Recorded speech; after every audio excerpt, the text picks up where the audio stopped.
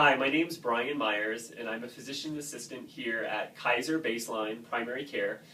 And I'm here to talk to you about procedure standardization for steroid joint injections. And the goal of this quick video is just to show you the setup for our steroid joint injection and what we're hoping will become a standard throughout primary care. And today you'll see several ingredients on the table for the injection. And with that ingredients, every MA or LPN or nurse will have access to one of our photos that shows what should be laid out for a steroid joint injection, along with what I call a recipe list, so a list of those items with a little explanation about why those items are involved. So with this procedure set up for a joint injection, we want to lay down a piece of white paper first because many of our metal tables are slightly tarnished.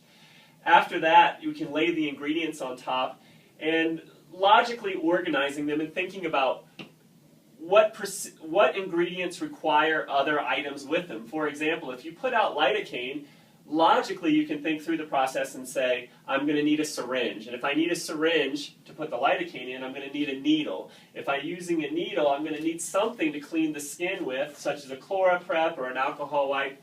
And if I'm going to do any of these procedures, I'm going to need gloves. So that's just kind of talking about the thought process for how to set this up so that you don't have to rely fully on the pictures, but you can think through it.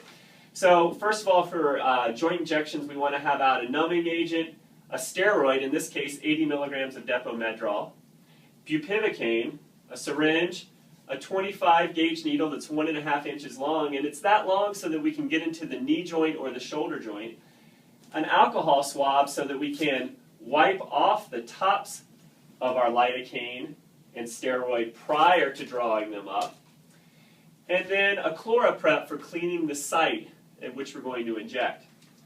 Also, it's a really nice touch for patients to put out ethyl chloride so we can numb the skin prior to the injection.